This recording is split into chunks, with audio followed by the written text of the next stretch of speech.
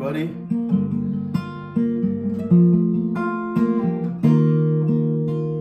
I guarantee you that I'm not the only one that feels alone at times, sitting at home by myself, driving around in my car by myself. It can be pretty isolating in these times. But I just want to remind you that there's a God sitting, waiting for you to meet with Him. And He's been there the whole time, just waiting for you to make the first step, to take the first step in talking to Him, listening for His voice, and maybe singing a song of hope, of praise to Him is what we need. I know for me, music and songs help with drawing me closer to Jesus. Keeps my perspective in the right focus, keeps my brain focused on Him, especially when I get isolated and I feel alone. So don't forget, He's been next to you the entire time. Just lean in, step into that relationship with Him, talk to Him, communicate with Him, tell Him your struggles, tell Him your fears. And maybe take a moment right now just to sit in His presence, and I'll sing these songs over you. And let's take this time together to just lean in and have a sacred moment wherever you are, in your room, on the couch. But here we are. Jesus, we want to meet with you. Give us a divine encounter with your Spirit, with your presence.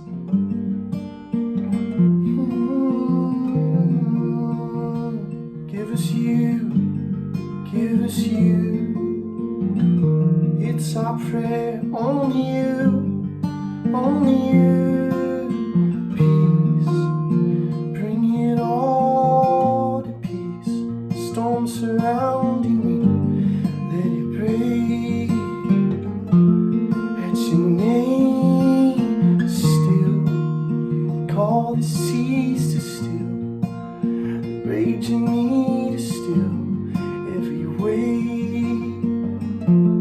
At your name, Jesus, Jesus, you make the darkness tremble. Jesus, Jesus, you silence fear.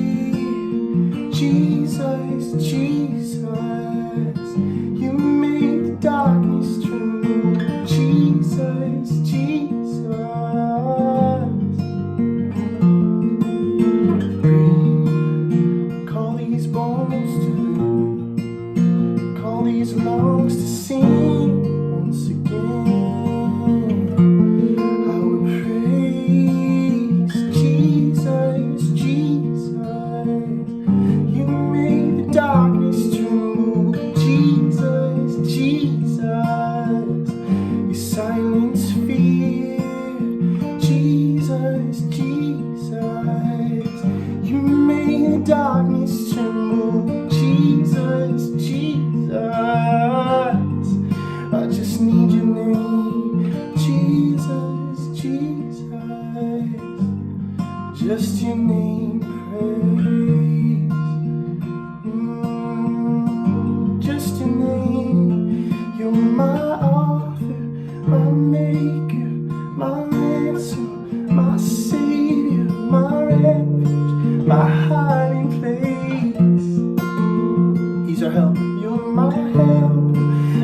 healer, my blessing, redeemer, my answer, my saving grace. He's our hope, you're my hope in the shadow, my strength in the battle, my anchor for all my days. And you've been standing, you stand by my side, and you stood in my place. Jesus, no other name, only your name, only Jesus, no other name. You are worthy. You are worthy of your name. Breakthrough. You are worthy. Only you are worthy of your name. Jesus, Jesus, you made the darkness tremble. Jesus, Jesus, your silence fear. Jesus, Jesus, you made the darkness tremble. Jesus, Jesus,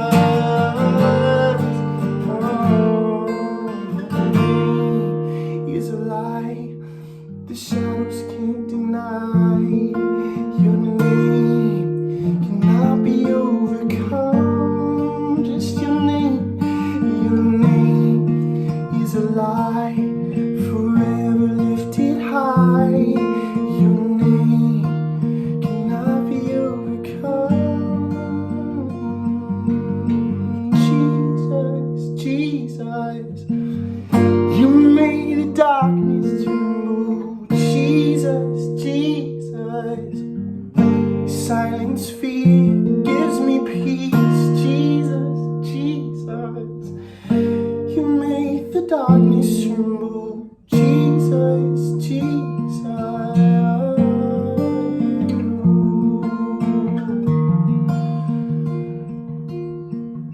And so, Jesus, I pray over anyone that hears my voice right now, that they would remember who you are in their lives. I know that I need that reminder. I'm not the only one that forgets where you are. I'm not the only one who forgets to read your word. I'm not the only one who forgets that you're still in control. And I can forget that so easily. So thank you for moments like this, to slow down, to be in your presence, to recognize who you are, Lord, over our lives, to remember that you're still in control. And with you being in control means we can have peace. Thank you for who you are, Jesus. Thank you for the gift of grace and the gift of your love that you've lavished upon us. We love you. Amen. Amen. Thanks for joining, guys. Peace. Hey guys, Osahan here. Just wanted to welcome you guys to another week, week number 2 actually of our new series, What's Next? Taking a look at, man, what is life possibly going to look like on the other side of this pandemic, and what are the invitations that Jesus is giving us to be able to walk into in the next. Last week we talked about an invitation to represent, the invitation to go out and to represent Jesus on the other side of this. This week we're going to take a look at an invitation to peace, the invitation to peace that Jesus has for us. Now, as I was thinking about what peace looks like and what does it look like to even have peace in a crazy scenario or situation, I was thinking about a friend of mine. Now, for those of you guys who know me, you know, I have 1,000,001 stories about just the life that I've lived. And over the course of my life, I've had the opportunity to meet some very, very interesting people. And one of them is a friend of mine named Dennis. And Dennis has lived quite the life. As a matter of fact, Dennis at one point made a lot of money in life. A lot of money, had everything you could think of: cars, houses, jewelry, all of the things, right? Beautiful house on the beach in Newport, and eventually got in trouble with the law. And so he ends up in prison. And when I actually met Dennis, it was on the other side of his prison sentence that he served. I remember we were talking one day, and Dennis, he's a pretty lighthearted guy, jokes all the time, but we're talking one day and he gets very serious and he says, you know, Osahan, he didn't really like talking about his prison experience. But he's telling me about it and he goes, you know what, Osahan, can I be honest with you? I remember being in prison, and there were times where I would get phantom, buzzings in my pocket because he was so used to having his cell phone on him when he was on the outside and making deals and business deals, and so used to having his phone buzzing. And he said, for the first time in his life, phantom buzzings aside, he's in prison, and he said it was the first time in his life that he ever felt peace. Now, I'm sitting in my chair listening to this story and I'm thinking, Dennis, you are crazy. And he goes, no, listen, it's the first time I felt peace, because there were things in life that I was so used to on the outside that were really distractions for me, and they were the real reason why I just didn't have peace. And for once, with everything stripped away, I finally experienced and felt peace. Now, part of that peace as well was the fact that, he found God while he was in prison. But for some of us, you may be saying, Ozan, there's no way I could experience or feel peace in this situation. There's no way I could experience or feel peace in the middle of this pandemic. I'll feel peace when I get back to life as usual. I'll feel peace when I can go out and about and do whatever I want to do freely. But have you thought about this? That maybe the things that we were so occupied with on the outside, when life was normal, part of the reason why maybe we don't have peace. Maybe this opportunity that we have now, being in the middle of this pandemic, being in quarantine, being with our safer at home guidelines, maybe this is the perfect opportunity for us to come face to face with peace. Now, if I had maybe a subtitle for this talk, it would be "Peace in, Peace out." And you're saying, Osan, that sounds crazy. What does peace in, peace out means? Well, let's go ahead and read our text for today, and I'll give you some, so I'll make it make sense. I guarantee you I will. But our text for today is found in Luke 24, and it says this, starting in verse 36. It says, while they were still talking about this, Jesus himself stood among them and said to them, "Peace be with you." They were startled and frightened, thinking they saw a ghost. He said to them, "Why are you troubled, and why do doubts rise in your minds? Look at my hands and my feet. It is I myself. Touch me and see. A ghost does not have flesh and bones as you see I have." Then when he had said this, he showed them his hands and feet. And while they still did not believe it because of joy and amazement, he asked them, "Do you have anything here to eat?" They gave him a piece of broiled fish, and he took it and ate it in their presence. Now, this story that we're reading is actually taking place a few hours after Jesus is resurrected from the dead. And so Jesus, in this moment, shows up on the scene. But to kind of paint the picture, Jesus' disciples are locked up. They are locked up in a home, 11 of them, because they are afraid for their lives. They are afraid of what's going on in the outside world. What's going on in the outside world is Jesus, yes, has been crucified and put in the grave.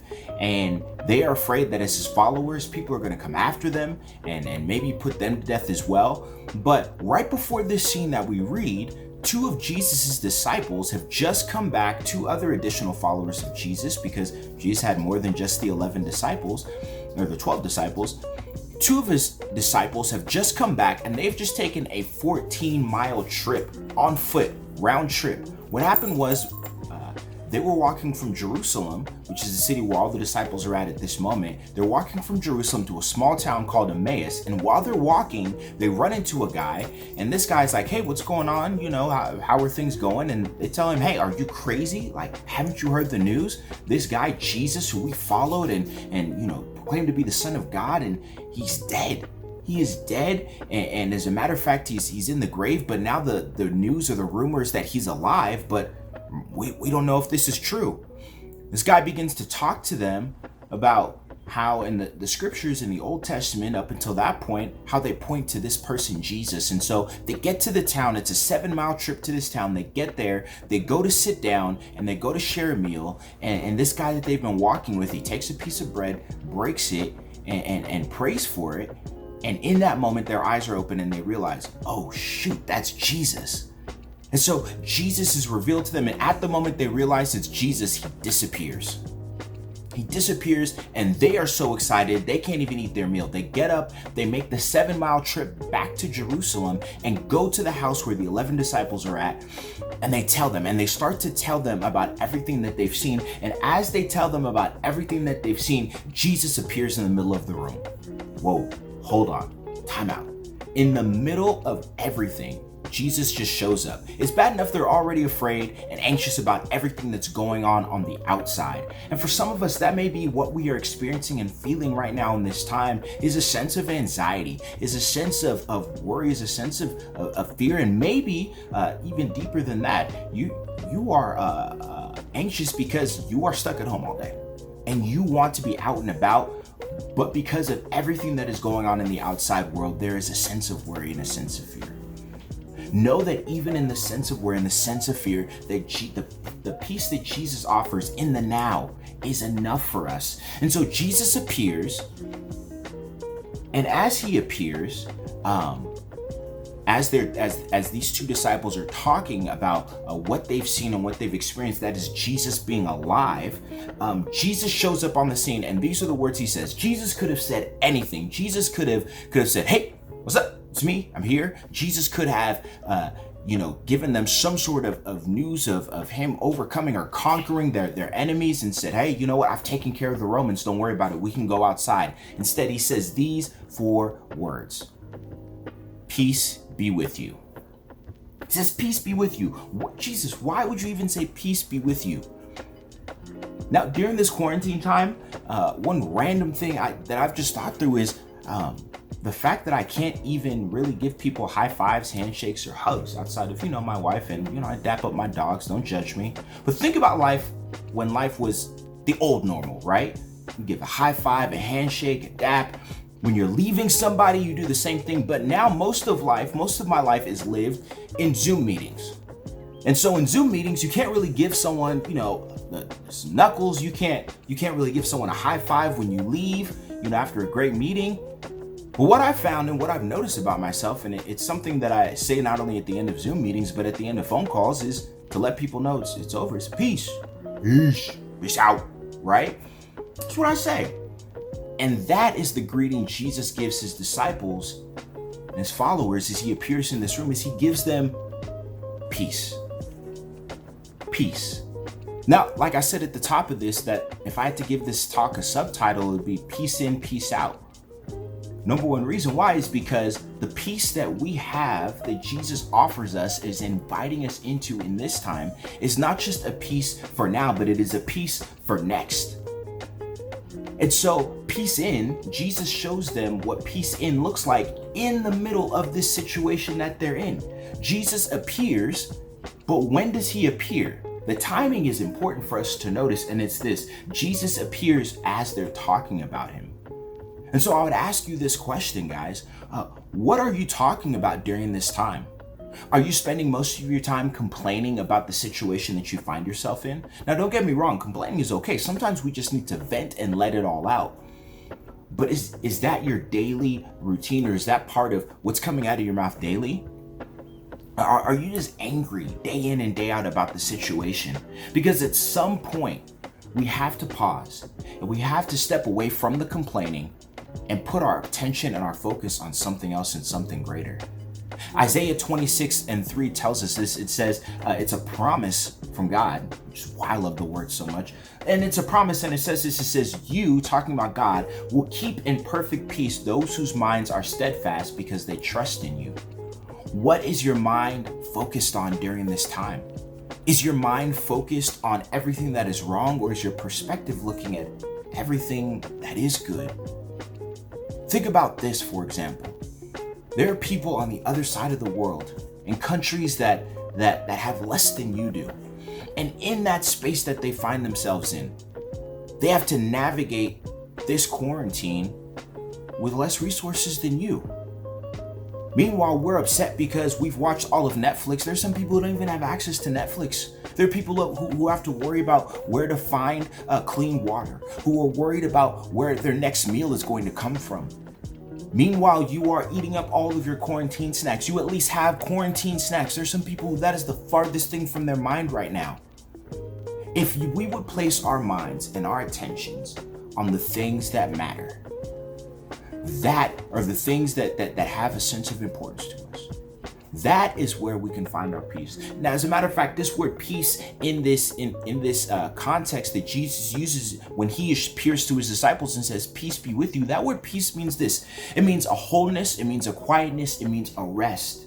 Peace is not the absence of problems, friends. Instead, peace is the quietness and the rest that we can still find in the middle of those problems. In Luke chapter 8, we find a story, and it's also recorded in Mark chapter 4, where Jesus and his disciples are going to cross a lake in a boat, and Jesus says, "Hey, let's go to the other side." And as they're crossing in the boat, a storm kicks up, and storms in those times on those lakes could, tip over a boat or sink a boat. And Jesus, his disciples are freaked out. Jesus is asleep in the boat, and they're like, "Jesus, don't you care that we're dying?" And Jesus stands up and he says to the storm, he says, "Peace be still," and quiets the storm. How could Jesus be asleep in the bottom of the boat while everything is going crazy around him? Peace. And that is the kind of peace that he is inviting you into. That while on the world on the outside may seem like everything is crazy, as we look at news reports and as we hear new news about death tolls and infections and all of those things, there's a peace that he invites us into. There's a peace in the inside that he invites us into. But we have to center our attentions and our affections on him. I heard it said like this today on a call that I was on with some pastors. The things that we give our attention to in times of crisis determine what our attitudes and our actions will be. What are you giving your attention to? The disciples in a moment are talking about Jesus, and in the very moment that Jesus is the center of their attention, in the middle of all the chaos going on around them, Jesus as the center of their attention, he shows up and he speaks peace to the situation. So peace, guys, the reminder that Jesus gives them of peace is the same reminder and invitation that he gives us of peace. Now notice this as well. Jesus shows up in the middle of them talking about him, and he not only says, "Peace be with you," but he asks them two questions. He says, "Why are you troubled and why do you doubt?" Now, Jesus, come on. You know all things. Why would you ask a question like that? Is Jesus playing stupid? Is Jesus playing dumb? No, he's not. As a matter of fact, Jesus wants to remind them that he is with them in the middle of the situation, and that if he is with them, that they can have peace. Friends, I submit to you today that Jesus is asking the same questions of us. Why are we fearful? Why are we in doubt? Why are we troubled? Not because the situation around us isn't crazy, no, but because if he is with us in the middle of it, then we can have that wholeness, then we can have that quietness, then we can have that rest. So Jesus gives peace within, but what about peace out? So at the top of this, I had to give a subtitle, be peace in, peace out. What about peace out? Here's the thing, that the disciples are so overjoyed, the followers of Jesus are so overjoyed in this moment. In verse number 40, I think it's 42. Yeah, verse 42, it tells us this. It says that they are so amazed. I'm sorry, verse 40. It says that they are so amazed that they don't believe. How is it that you can be so overjoyed and so amazed at something that you don't believe? Why? Because for them, it was too good to be true.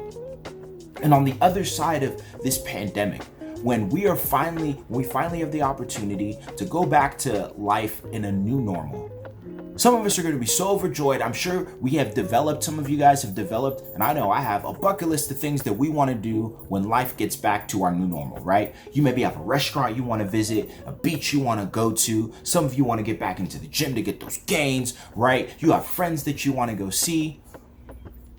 But in the middle of all of that, guys, do not miss and forget Jesus. Why? Because the same Jesus who gave you the grace and gave you the peace and the strength to get through this situation is the same Jesus to be with you on the other side of this. And he's the same Jesus who offers you that same peace on the other side of this. Because, friends, news alert, Normal is out of the window. It's out the window. If you think that if you are still using these terms in your mind, I can't wait for life to get back to normal, you've already missed it. Because life is not going to get back to normal. There will be a new normal. And that new normal, it may be a little confusing, it may be a little disorienting, because life as you knew it is no longer. But even in the middle of all of that, Jesus is with us to give us a peace, like I said, that wholeness and that quietness, to help you navigate that. And when we find ourselves in the next, on the other side of all of this, we are invited into, like I said in Isaiah 26:3, a perfect peace if we keep our mind stayed on him. But we are also invited into a peace, like it says in Philippians 4, that surpasses and transcends our understanding. And that peace, it protects and guards our hearts and minds in Jesus. Now, some of you know me, you guys know I have 2 dogs. My oldest being Chewbacca, and that's my guy. Matter of fact, I just mentioned his name right now and he's staring at me. But Chewbacca, I remember the very first time I took him out for a walk while it was raining. Now, for me, I'm just trying to get through my walk. But every, I'd say 10 seconds or so, he would stop and start sniffing around. He would stop, maybe start licking up rainwater, and I was getting irritated and frustrated with him. Dude, why are you licking up the rainwater? Why are you stopping? Because it was his first rain. And for me, even though it was something that was familiar, for him, it was something completely unfamiliar. In this story that we see, Jesus' disciples, like I mentioned, are overjoyed and amazed to the point where they don't believe that Jesus is there. To them, it seems too good to be true. To Chewie, this rainwater seems too good to be true, and to me, it is too familiar. But here is what Jesus does in the middle of this story with his disciples. He asks them for something. He says, "Do you have anything to eat?" And they give him a piece of fish, and Jesus eats it. Some translations say he also ate some honeycomb. What in the world are you doing, Jesus? Here's what he's doing. Jesus takes something that is common to them, something that is familiar to them, having a meal, and does it in front of them to remind them that even in the normal, that he's still present. That even in the newness of things, that Jesus is there in a new body, his glorified body, this body that has survived death, this body that is, it looks new to some degree, but he still keeps his scars. On the other side of this, guys, don't forget that the things that you have wrestled with in this time, those scars, they do mean something. Jesus kept his scars. But Jesus appears to his disciples, and in their joy and their amazement, their sense of this is too good to be true, Jesus asks for something to eat and shows them that even in the new, even to them something that may seem familiar, he's still present. Friends, as we walk into the other side of this, as we go into whatever next looks like, don't forget the peace that you are so desperately needing now. That perfect peace that protects your heart and mind, that transcends, that is greater than your understanding. That peace, that wholeness, and that rest that Jesus is inviting you into right now, that same peace is for the next. And so, guys, as I wrap up right now, I hope you guys would take into consideration, like I said at the top of this, what does it look like for peace in and peace out? You're saying, "Osan, I still don't get it." I got you. Replace the word peace with breathe. Breathe in, breathe out. Why? Because something as normal as breathing. If we would just take that and take a moment each day, guys, to slow down and allow that to be a part of our lives, a slow down just to breathe, just to take a deep breath when everything around us seems to be going crazy, when our thoughts within us seem to be going crazy because of the world around us that seems to be driving us nuts. Take a moment to slow down, guys, and breathe in and breathe out. Peace in, peace out. Because the peace that you experience, the peace that Jesus is inviting you into, that peace on the inside is a peace that on the other side of this, when we step out, is a peace that'll be noticeable to those around us. And that same peace in our next, the same peace that we are enjoying in our now, and that same peace that we carry into the next, is a peace that the world around us needs, is a peace that will give us the opportunity to point others to Jesus, who is the only one, who is the firm foundation, who is the solid rock, who is the only one who can keep us and hold us no matter what is going on around us. Let's pray. Heavenly Father, thank you. I thank you. I thank you. I thank you that even in the midst of everything going on around us, that you have a peace to offer for us on the inside, a wholeness, a quietness, and a rest. So I pray for my friends who are watching this, and I pray that you would give them that peace that your word describes as transcending our understanding or surpassing our understanding. A peace that calms us and can quiet us in the craziness of any storm. A peace and a rest that we so desperately need. And I thank you for that invitation to that peace, that when we respond yes to it, that is a peace that's not only for us, but it is for those around us. Help us to be peacemakers and carriers of that peace as we go into our daily lives in quarantine. And as we look forward to what next looks like, that we would carry that peace with us for others to see and to know that you are good and that you are God. So it's in your name we pray these things. Amen. Amen, guys. Glad to share this word with you guys and to share another week with you guys. Guys, as I've said, I'll say it once and I'll say it a million times. We miss you guys. We are praying for you guys. Be sure, guys, also to follow our Instagram page if you're not following, at Hillside Student Min. And also, guys, subscribe to our YouTube account. YouTube, guys. We're on there. We have all kinds of content on there, from the serious stuff like our messages to our weekly messages, to some of our crazy, funny stuff like our flagship Mondays with Murphy. If you guys love what's going on with that stuff, share it, like, share, subscribe, all of those good things. And guys, until we meet again, peace in and peace out. Grace and peace, guys.